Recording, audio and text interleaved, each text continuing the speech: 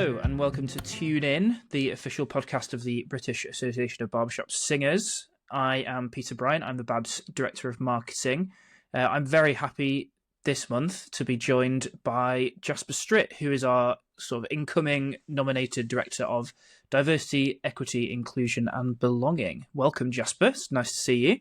Yeah, it's great to see you. It should be fun. Yeah.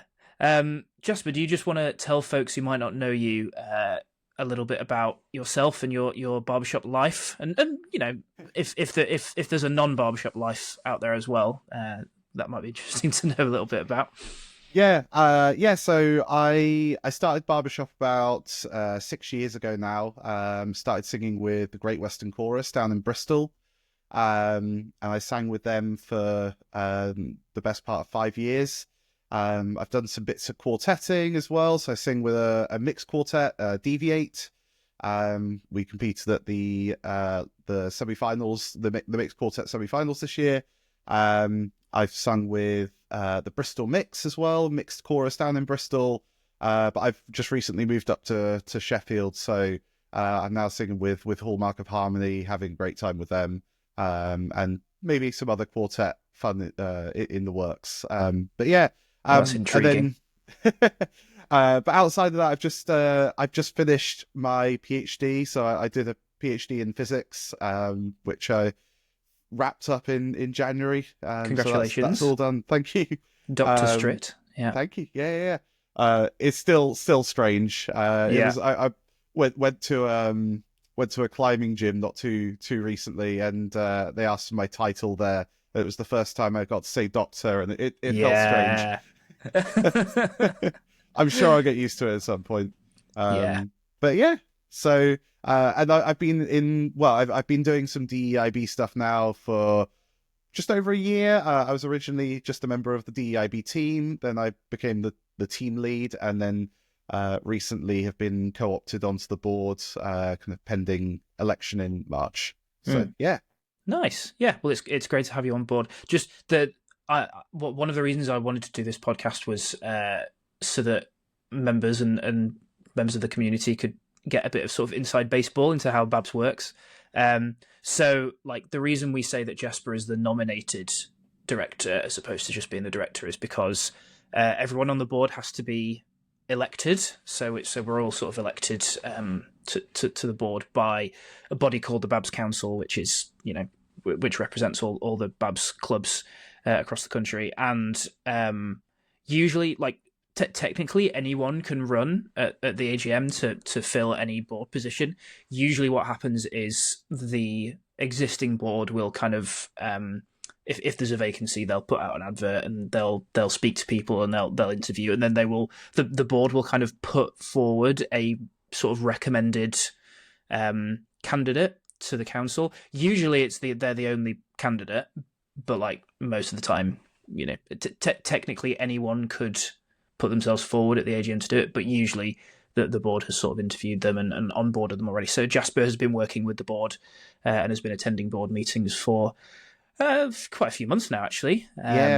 Probably four months or so. Yeah. I think it was since November. I remember we had the Newfangled Four show down in Bristol with the Great Western Chorus, and then it was literally the Monday after the show.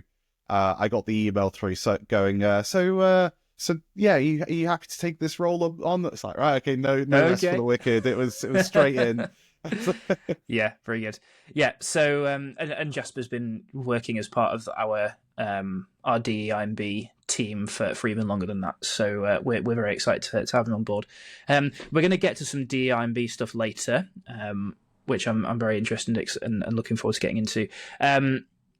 I wanted to go over a few sort of developments that have happened. The last episode was released. I'm pretty sure it was like the day before Directors Academy, back in January, and that actually worked quite well because I arrived at Directors Academy on the Saturday morning, and loads of people came up to me saying, I listened to you on the podcast yesterday, or I'm in the car on the way there. Yeah, the uptake seemed to be great. Yeah. I mean, loads of people seem to listen to the first podcast, and I mean, I listened to it myself. It was yeah, it was just a nice way of getting some information out there. Yeah, definitely. I'm sure. I hope Delith won't mind me saying this, but Delith Knight was speaking to me, and she said, "Oh, I fell asleep listening to you last night," and I was like, "That's okay." But lots. It's like I learned this recently. Lots of people fall asleep listening to podcasts, Yeah, which is a thing. So if you're currently falling asleep listening to this, sweet dreams. We'll set anyway, an alarm sound at the end of the podcast to wake you up again. Yeah, later on we'll play like a really, really dissonant chord or something, and that'll wake everyone up. But yeah, Directors Academy took place, as I say, shortly after the last episode came out, and Jasper and I both attended for a little while. It was super good fun. It looked like everyone had a great time. There were loads and loads of directors there. A bunch of people who I'm pretty sure were there for the first time, which is great. So it wasn't just frontline MDs. You know, there were a lot of kind of assistant directors, section leaders, music team members, that sort of thing. We've had some really, really lovely feedback. I just wanted to read this one bit of feedback because I think it was really nice. And this is an anonymized feedback because they didn't know that it was going to. But this person said, "I just wanted to say a huge thank you to everyone involved with organising the event. It exceeded my expectations in every way, and I wish it had lasted a whole week. I wanted more of everything, more time discussing, more time learning lecture style, more time singing and getting hands-on with directing. But alas, there's only so much time in a weekend. Looking forward to the next one." So if that was you, thank you so much. That's really, really lovely feedback.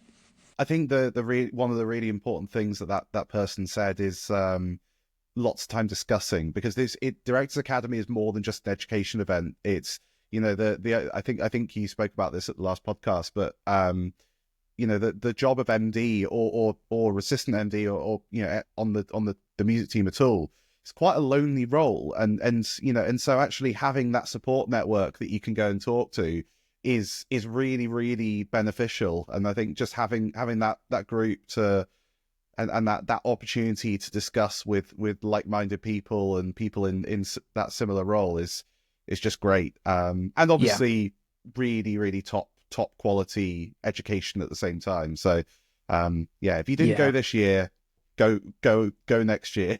It's literally free. It's literally free. Like, you don't even have to pay for your accommodation. Like, if every club gets one free place, and they can send their frontline director, or they can send an assistant MD, or they can send one of their section leaders. They get their accommodation and food paid for. They just need to pay for the travel and the drinks in the bar afterwards if they're so inclined. And that's it. It's literally a free weekend away of education. Like, well, there's no reason not to go. Get involved. It's amazing. I do want to just shout out our educators for the weekend, who were Stuart Sides and Kirsty Buey. They were our two guest educators. Lots of great feedback on those as well, and also Sean Buey and Simon Lufkowski, who did some education there themselves and spent a lot of time putting the event together behind the scenes as well. Really, really great sort of education and delivery team there. So thank you to all those guys, and thank you to everyone who came. We really hope you enjoyed it. The feedback form, I think, is still live. So if you came and you haven't sent us any feedback yet, that would be really, really helpful. We genuinely do read all of your feedback and try and act on it for next time. So anything we can do to improve DA for next year, let us know.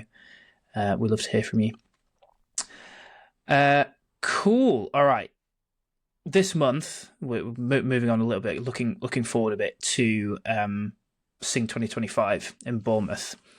I can't wait. So I'm going to. It's going to be really good. Yeah, I'm going to tell you a little story about Baby Pizza. So the first time I ever saw Barbershop that wasn't just my stepdad's chorus. Like, I'd been to my stepdad's concerts before. He sang with Hallmark of Harmony when I was growing up. But one year, it was the year 2006, he decided to take me to the BABS convention in Harrogate, and the Saturday of convention fell on my 11th birthday, right? And the show that evening was the kind of flagship show for the weekend, the Saturday evening show, and it was Vocal Spectrum and the Ambassadors of Harmony on this show. And that day was the day that I decided that I wanted to do Barbershop because of Vocal Spectrum and the Ambassadors of Harmony. And we're getting a repeat. How long ago was that? 2006. That was 19 years ago, and we're getting a repeat. Vocal Spectrum and Ambassadors are coming back to the BABS convention.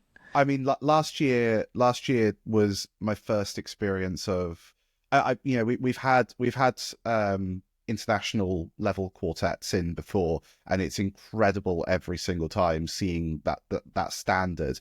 But I think last year having Music City Chorus over was the first time that I'd ever seen an international level chorus sing live. And it is just I'm getting goosebumps at the moment just remembering. It's an incredible sound, and it's an incredible experience. And I mean, the Ambassadors of Harmony, their reputation is just phenomenal. You know, the number of international gold medals they've won. If you haven't experienced the Ambassadors of Harmony before, go and look them up on YouTube. I'm sure that anyone listening to this podcast will have heard of them, but just go and experience that again, and then just remind yourself how great it's going to be live. Yeah. And of course, Vocal Spectrum as well. I saw them live last year at BIBA, the Spanish and Iberia convention. I think my mouth was just like this the whole wow. Yeah, it's kind of insane. Like, and particularly with choruses, like you don't really appreciate the sound that they make from a YouTube video. Like there is no recording setup in the universe that can accurately capture what it's like to listen to like 100 odd singers, whatever it is. And that was kind of first brought home to me when I went to my first international convention in 2015, I think it was. And Ambassadors got a silver medal that year, and I think Westminster won. And it was the first time I'd seen a chorus of that caliber and of that size live, and it's just not the same watching it on a video. Like, it's amazing watching it on a video. These videos have hundreds of thousands, if not millions, of views sometimes, and are super popular. But seeing it live is just a whole different experience. So, and these choruses, as you say, kind of mean. And Vocal Spectrum as well kind of means so much to the community. Vocal Spectrum were actually inducted into the Barbershop Harmony Society's Hall of Fame. I think it was 2023 when that happened. Yeah, I think you're right. And the reason is just that they have encouraged so much participation in Barbershop. Like, people see Vocal Spectrum videos on the internet and like want to do Barbershop because of them. So, they're a very, very special quartet. As I say, they were here in 2000. I think they were actually here in 2005 and again in 2006. The 2006 convention was literally like a month before they won international. So this is their first time at a BABS convention since becoming international champions. I think, and they've gone from strength to strength since then. So it's so exciting. I think one of the things that just astounds me about Vocal Spectrum is since winning, they have continued to improve. Yeah. They just continue to create just phenomenal music. And yeah, as I said, I was lucky enough to see them live last year, and I can't wait to see them again. It's just the sounds that they're able to make, and the precision and the artistry with which they're able to do it. It's just, you've got to experience it. Yeah. There's no choice. Everybody knows as well. I don't think there's a barbershopper alive who hasn't learned a song from one of Tim Warwick's learning tracks, and he's the tenor of Vocal Spectrum. So everyone will at least recognise Tim's voice. And Johnny, the baritone, is one of the co-directors of the Ambassadors of Harmony, alongside Jim Henry, who sang with the Gas House Gang and Crossroads. The lead, Eric Dolby, is also an MD of like a youth chorus called The Recruits, and I think he's also a BHS judge. Can't remember what category off the top of my head, I'm afraid. Sorry, Yeah, Eric. I don't know off the top of my head. But yeah, Eric is a certified judge, and Chris. I learned something incredible about Chris that I didn't realize. The bass of Vocal Spectrum. Vocal Spectrum is Chris's first and only barbershop quartet. He's never sung. He had never sung with any quartet before Vocal Spectrum, and never has since. That's yeah. Talk about hitting gold. It's hitting the jackpot straight away. So yeah, I'm very, very excited to see them. So they are going to be performing at Sing 2025 in Bournemouth. The Ambassadors and Vocal Spectrum will be headlining the Sunday matinee show. So if you have a full weekend ticket to Sing 2025, you get that show included in your ticket. You don't need to purchase an extra ticket. If you have a day ticket for Sunday, you need to purchase the show ticket separately, but I imagine this year most people will be getting full weekends because you won't want to miss Vocal Spectrum and the Ambassadors on the Sunday. And of course they're going to be around for the weekend as well. There'll be other events going on, and there's going to be lots of other opportunities to interact with them in some form or another over the course of the weekend. And if they're anything like our guests last year, they're just lovely to have there at the convention, and sing a song with them, sing a tag with them, say hi, tell them how much you like them. They're very lovely people. Excellent. So that's VS and Ambassadors, like a show not to be missed, really. Like that's so exciting. Speaking of American Barbershop, some stuff that's happened. My segues in this podcast are out of control. I'm very sorry. So the next thing I just wanted to shout out is BHS, the Barbershop Harmony Society's Midwinter Convention took place since our last episode. So the Midwinter Convention is as you would expect from the name. It sort of takes place January in every year in America, and it's where traditionally I think it was just the sort of the International Senior Quartet competition, but they've recently expanded it quite a bit, and it now includes some other competitions. So there's now a senior chorus competition, which is interesting, and there is a there is a junior quartet competition as well.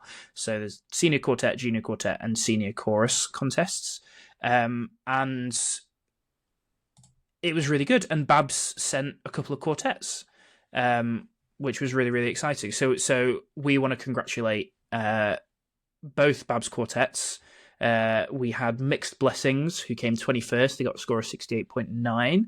And then the Setting Suns, who came 13th, got a score of 72.4, which is absolutely great. Like, really, really well done. It was huge achievement. Yeah, really, really big. This contest gets like tougher and tougher every year. As with every international competition, just seems to get harder and harder and harder to do well. So yeah, getting those results from the Setting Suns and Mixed Blessings, really, really cool. And congratulations as well to 12th Street Rag, who are our new international senior quartet champions. They got a score of 79.6, Jasper. It's just silly numbers, isn't it? It's very silly. Yeah, if you haven't, I believe the videos are up on the BHS YouTube channel. If you haven't seen their set, go watch it. It's really good. Super cool. Super cool. Yeah, and the lead of 12th Street Rag is the father of the lead from Midtown, Mark Fortino. So bit of nerdy trivia for you there, which is I'm sure what you've come to expect from our podcast.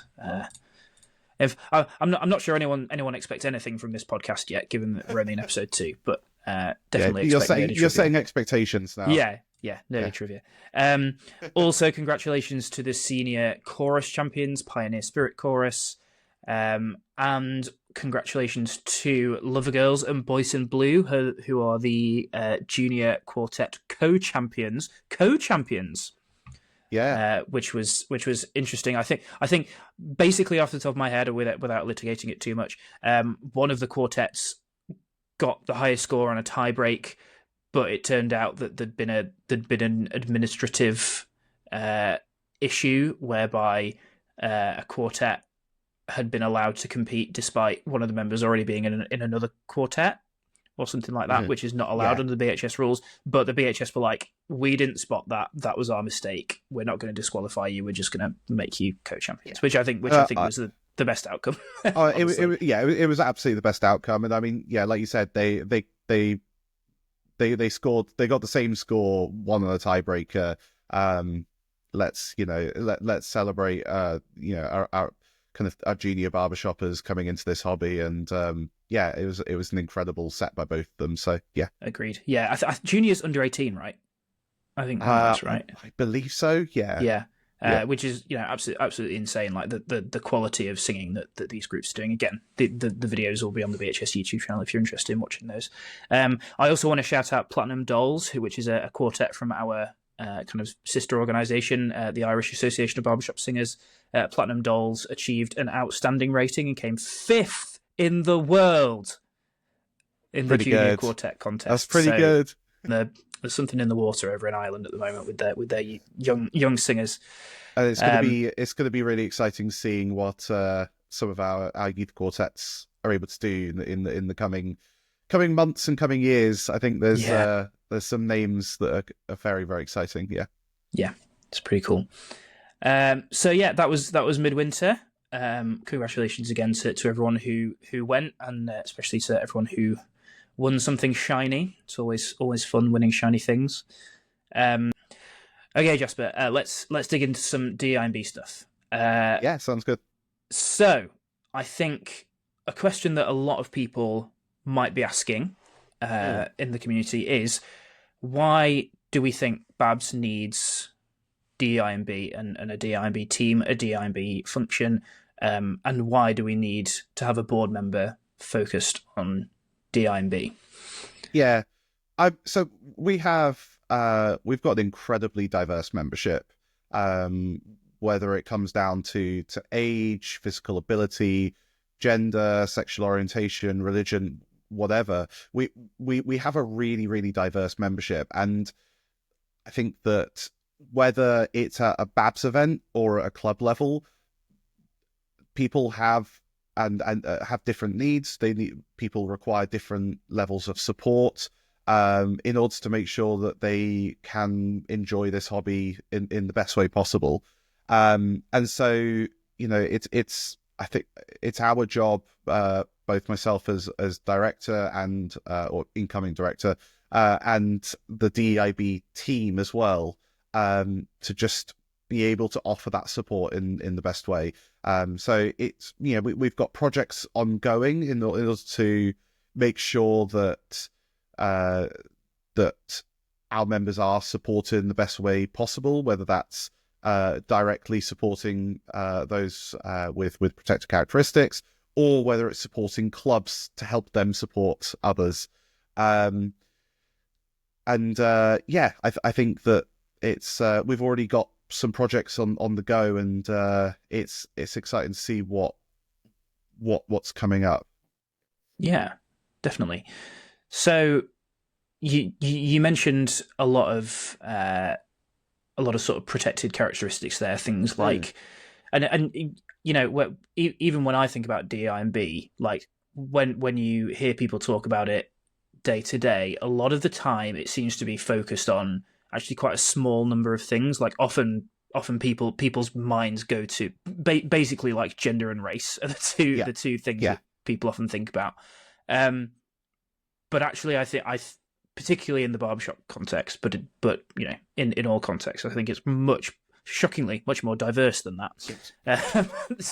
Absolutely. So there's we are interested and we want to help people with things like disabilities. If they might have a physical disability, they might be neurodivergent, they might have they might have age related challenges that they need support with, and all of that still falls under your umbrella, right? Yeah, absolutely. And it's, this is the thing, is that it is my job and the job of of the DEI&B team to look at all of these aspects, and we have a really, really fantastic DEI&B team that in itself is pretty diverse, but it means that each of us on the team have been able to almost specialize in a couple of different areas. And so whilst we all have a kind of an appreciation for all of the protector characteristics, we have almost, I don't want to say experts, but we have people that have kind of an interest in supporting particular kind of demographics. And it's given us a really, really great knowledge base to work from. But yeah, as you said, I mean, I think that obviously there's a lot going on in the news at the moment with regards to, particularly in the States, to do with gender. And, it's an incredibly important topic, and it's something that we're keeping a close eye on as well. But I think that, whilst that is absolutely one of the aspects that we're looking at and working hard on, it's important to note that we are supporting those with other protector characteristics, and a big part of that is our aging membership, who may have kind of are more likely to have kind of physical impairment or or other kind of things that they need support with.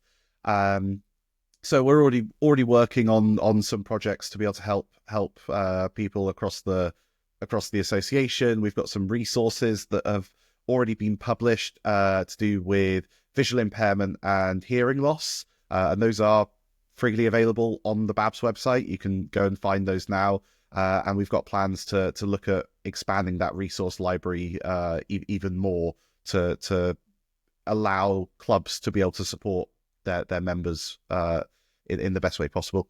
Yeah.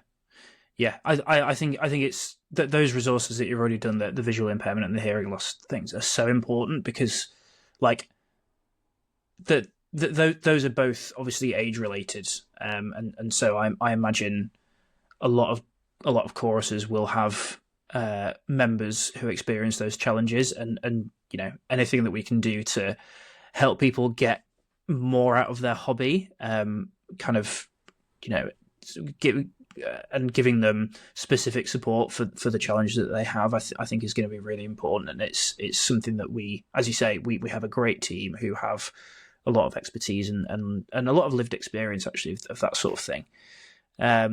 So yeah, I think it's really, really important. Is it fair to say then that the DEI&B program kind of is a sort of two-sided coin? On the one side, it's this sort of thing that we're talking about, which is recognizing the diversity of challenges that our existing members might face, and providing support and resources to help them.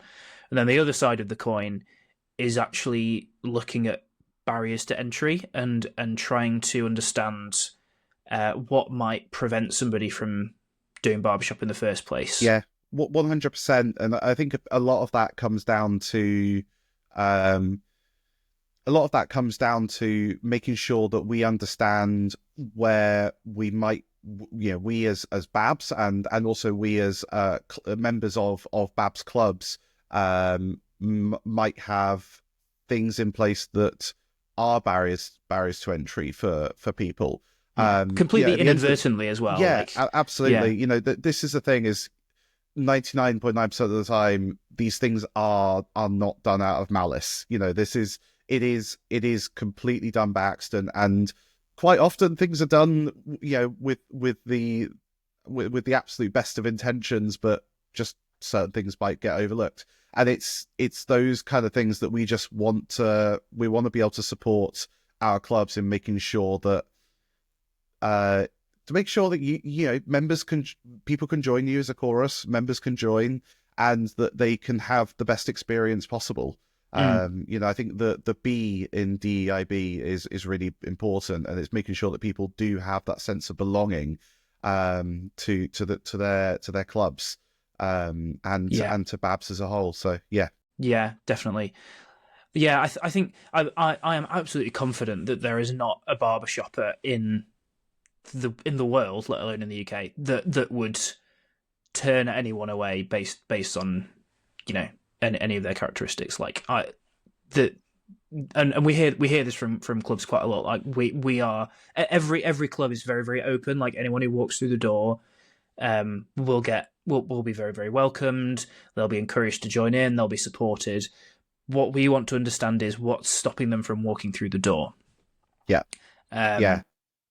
Like what is and it's not just a recruitment thing. It's, as you say, it's a belonging thing. How do we, which makes it a retention thing as well. How do we make people feel like this is a place for them?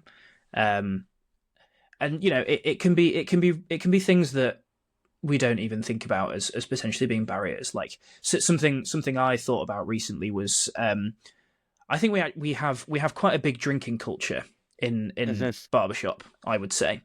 Yes. I think that's fair to say that Barbershop I think is that's like very drinking. fair to say. Yeah.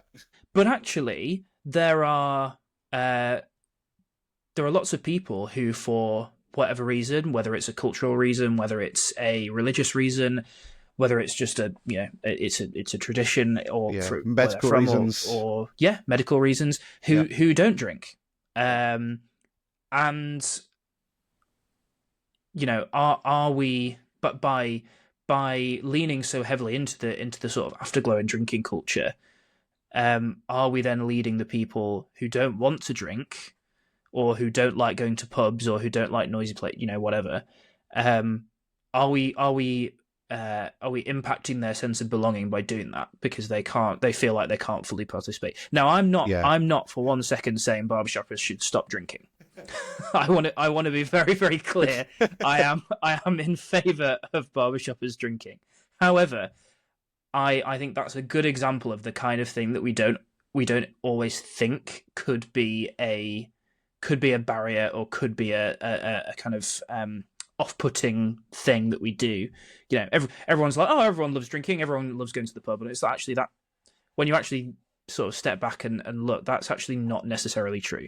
So I think that's the sort of thing where there's loads of facets to it, but I think that's a good example that sort of made sense to me in my head when I thought about it. Yeah, absolutely. And actually, I think it's a really good example of where we're not asking people to change their culture, because I think that actually there's a lot of benefits to having that kind of that culture of having some drinks at the afterglow, or going to the pub. There's we're not asking people to change their culture, but there's definitely scope to expand it and give outlets to make sure that there are other opportunities for socializing. And it might be doing having non-drinking socials, or at the afterglow. It's just there.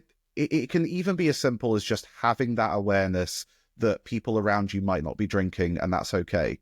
And allowing people to enjoy the afterglow in the way that is right for them. Yeah. And I think it's a very easy change to make. It's just having that awareness. And actually, I think that mentality it can be expanded to a lot of things over DEIB. That it is just about having that understanding, that awareness of things going on around you, and suddenly a lot of these things that may seem like may make it seem that barbershop is changing. It makes all those things seem a lot less scary, and make you realize that actually the culture of your club doesn't have to change, but there are things that we can do to make sure that people already in our hobby and new people coming into the hobby feel included and feel that sense of belonging that we are all used to and appreciate so much. Yeah. Fundamentally, it's about making sure that as many people as possible can enjoy Barbershop as much as possible. Because I don't know about you, but I think it's pretty great.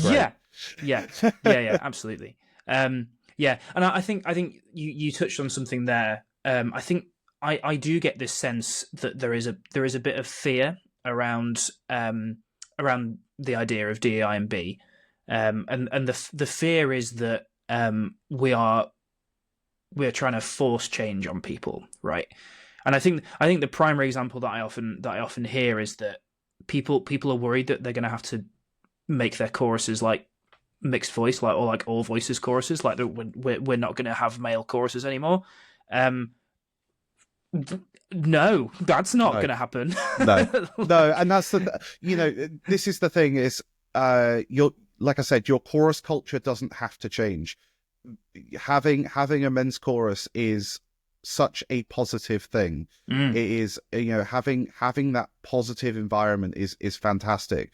But there are still things that we can do to make sure that your chorus remains inclusive. And it's, there's I've already had some discussions with some choruses, some chorus leadership about how they can modify their policy, their eligibility policies and stuff like that to maintain their chorus culture whilst making sure that they are as inclusive to people as possible. And a great example of this is making sure that your policy allows for trans men to be able to join, and it may be something that your chorus assumes is if you ask the chorus, they go, well, yeah, of course trans members are able to join, but actually putting it in the policy is one of those simple changes that you can make where nothing actually changes about the culture of the chorus, but suddenly by having it in writing,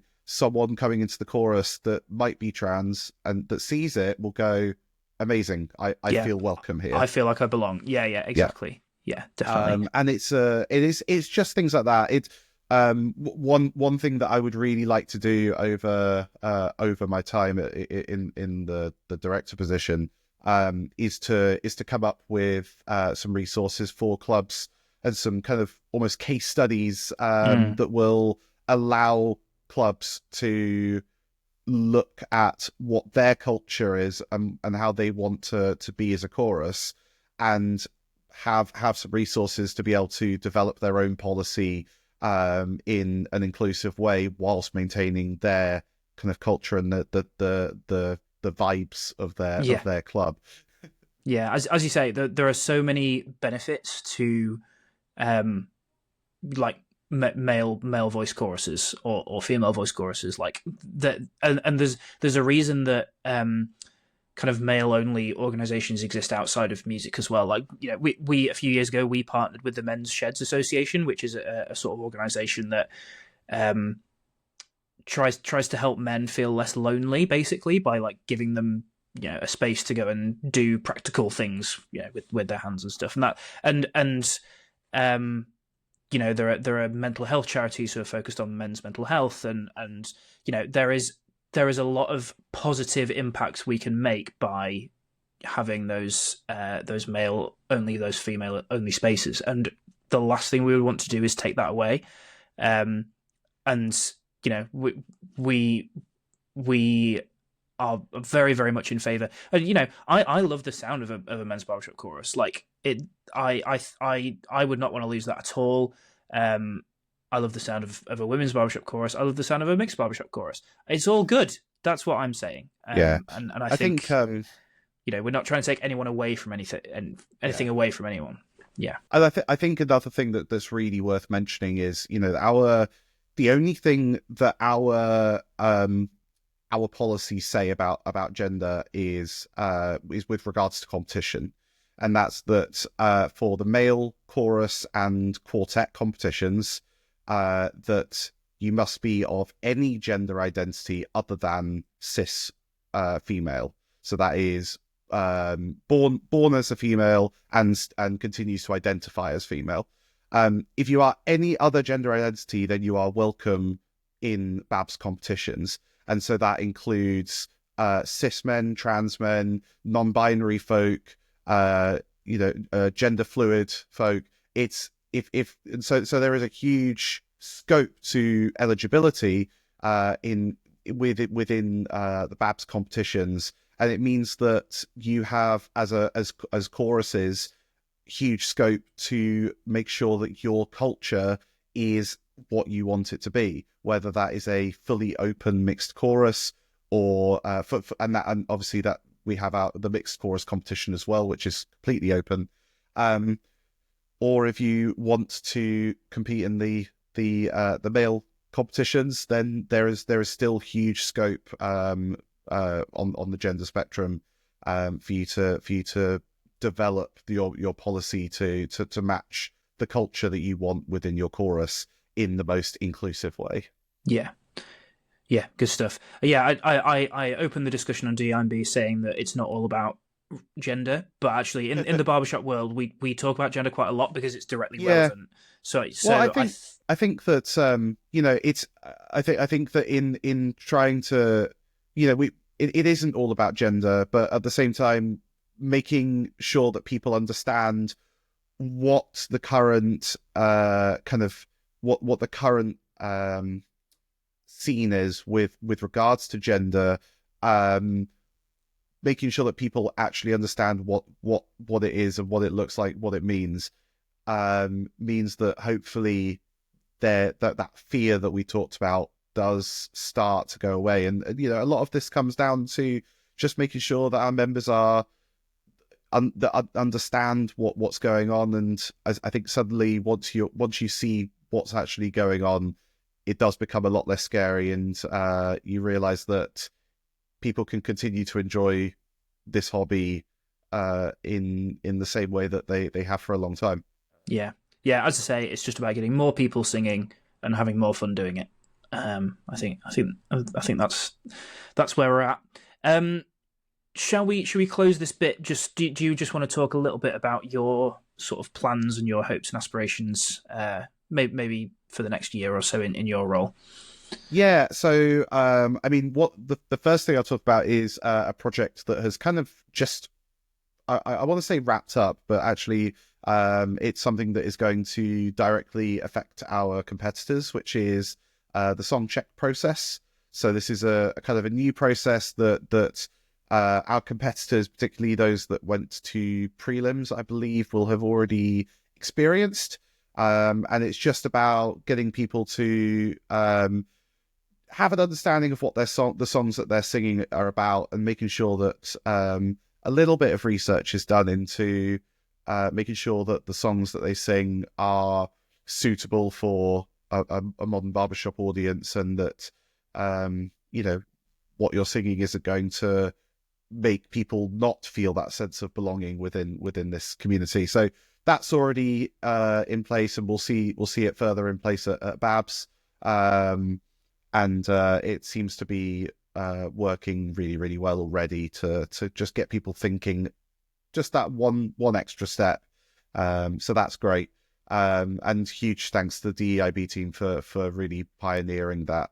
And also to contest admin, part of C&J for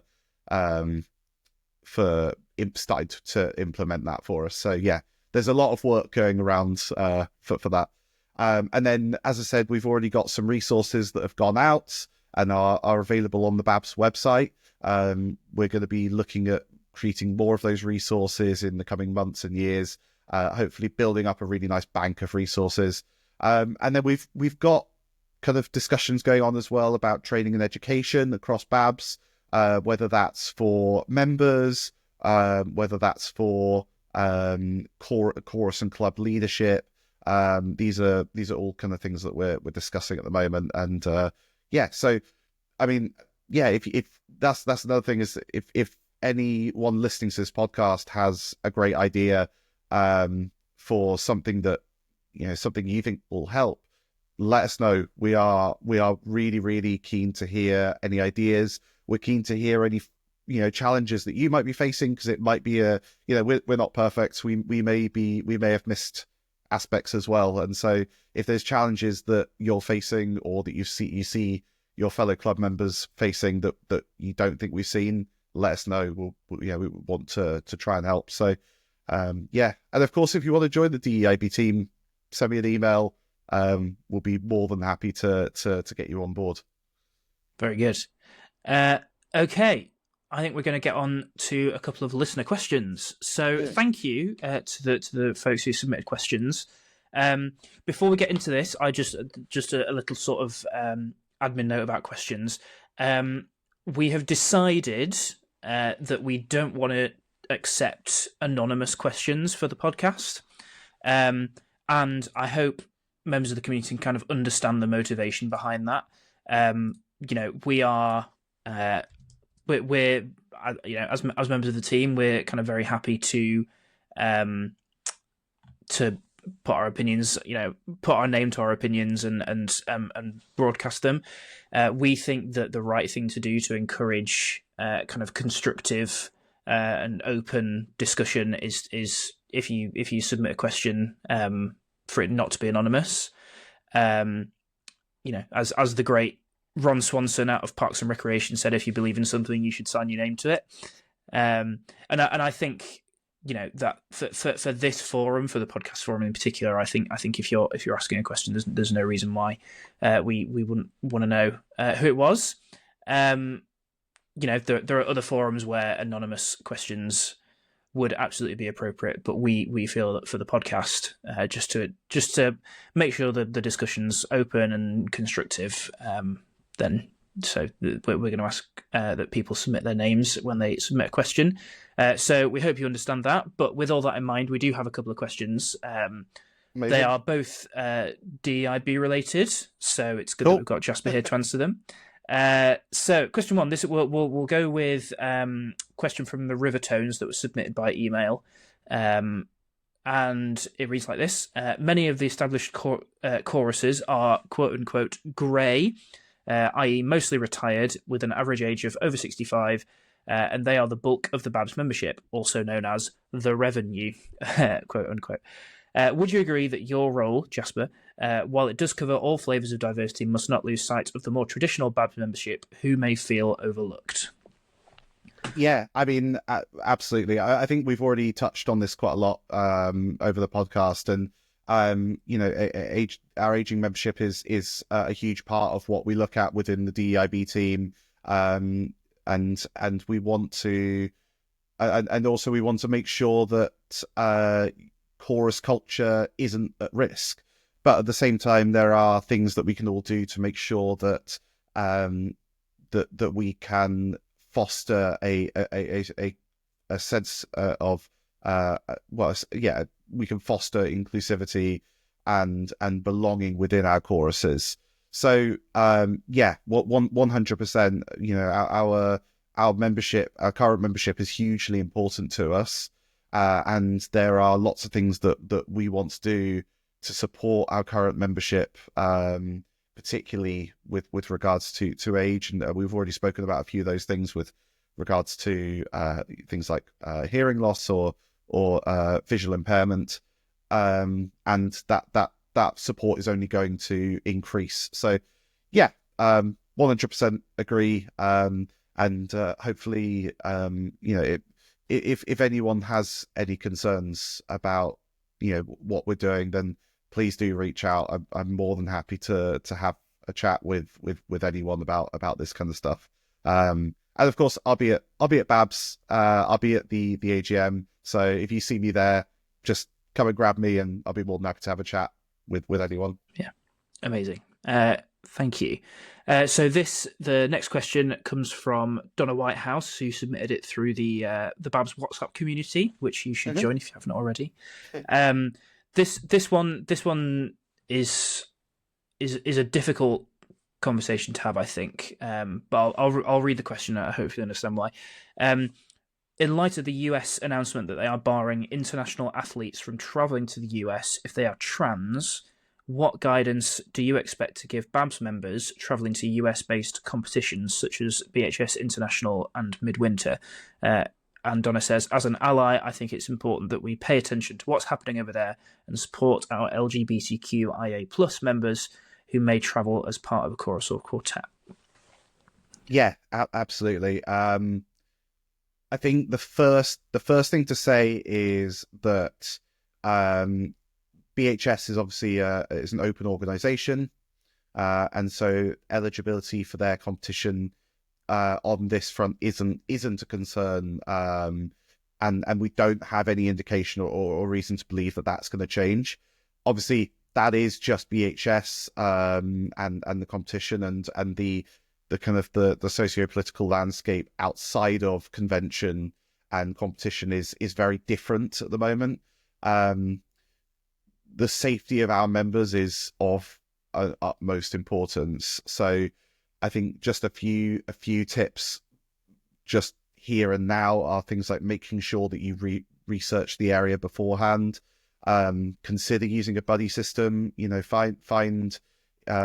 there's laws at the moment going through which will require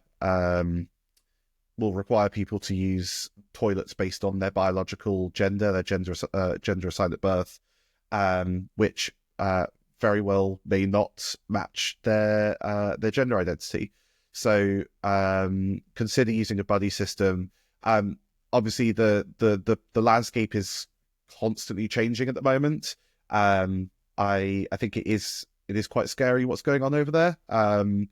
But we're going to continue to kind of monitor it, and it's a very new problem for us to be looking at, and we're still trying to figure out the best way that we can support people. But if you do have any concerns, then please reach out to us, and we'll do our best to support. As I said, we're keeping an eye on the development of the landscape. We're looking at any related policies. We're keeping an eye on what BHS is publishing. So if anything major changes, then we'll put information out as and when that's relevant. But yeah, as I said, please reach out. I know that there's already choruses and quartets who are looking at this kind of stuff and doing great things with regards to ensuring their members' safety and comfort whilst traveling to the US. So we've already got some really, really great things that are happening that we can point you towards. Thank you. Yeah, as Jasper said, please reach out. We want to support everyone. Okay. Before we close off, just a little plug from me. Going back to plugs. Harmony College is coming back, which is very exciting. Yeah, it is very exciting, and we're back in Nottingham at the Jubilee campus this year. This is just a plea for listeners. If you're listening to this and you haven't already registered your interest in Harmony College, basically we've managed to secure what we think is a really, really good deal. We've secured an all-inclusive weekend rate of £295 per attendee, which is all of your education, all of your food, and 2 overnight stays. But we have a minimum attendance number that we have to hit in order to secure that. So if you need to know a bit more about Harmony College, all the information is on singbarbershop.com. But just the headlines, our guest educator this year is Jordan Travis, who is possibly most famous for being a large tomato, but is highly skilled beyond dressing up as vegetables. Jordan was an associate director and vocal coach for Toronto Northern Lights, who are BHS international champions, and he directs his own chorus, Harbourtown Sound, and also a cappella showcase for Harmony Incorporated champion chorus. He's come over and coached UK groups a number of times. I've had Jordan coach me a number of times, and he's a wonderful coach and educator. So we're very excited to welcome Jordan to Harmony College. That'll be really, really cool. We are kind of switching up the format a little bit this year, so everyone will get a little bit of chorus singing plus sort of elective classes and that sort of thing. All the information is on the BABS website, singbarbershop.com, and just a plea, if you haven't already, please register your interest. If you are interested in coming to Harmony College, just go to the Harmony College page on our website, and there's a register your interest button. It's a very, very short form to fill out, basically what we're doing is we're making sure that we have enough interest to actually put the event on at that price that we've said. So the more people we get on that list, the more likely we are to be able to put it on at the price that we've said. So go to the BABS website, register your interest in Harmony College. It's in Nottingham Jubilee Campus, 23rd to the 24th of August. I think it's also worth mentioning there that even if you don't want to attend, if there's a reason for not attending, there's options on the form for that as well. Let us know, because it just helps us develop events going forward. So if for some reason that you don't think that it's worth that value, I personally think that's an incredible price for what you're getting. But I understand that not everyone will think that. If you don't want to attend for any reason, still fill out the form. It gives us really, really important information that we can use to shape events going forward. Yeah, definitely. But you should come along. Definitely, you should definitely come. It's going to be a blast. The Harmony College, if you've never been to Harmony College, but you have been to a convention and you kind of know what the convention afterglow is, the Harmony College afterglow is like that on steroids. It's very enjoyable and exciting. So, I think that just about wraps it up for this month's episode of Tune In. So I just want to say a big thanks to Jasper for joining me for this episode. It's been really, really good getting into it all with you. Yeah, it's been really, really fun. Yeah, and it's great to have you on the team. I encourage the council members who are listening to elect him unanimously. That would be great. So if you haven't already, you can subscribe to Tune In wherever you get your podcasts. You can listen on Apple Podcasts, on Spotify, on YouTube, or you can just go to singbarbershop.com/podcast to listen to the latest episode there. Our next episode is going to be in March, and we are hoping to have our wonderful chair, Shanna Wells, joining us as our guest co-host. So please do submit your questions. Again, that's singbarbershop.com/podcast. You can also email podcast@singbarbershop.com. Thank you very much, everyone, for listening. We hope you have a wonderful, harmonious March, and we will speak to you again very soon. See you soon.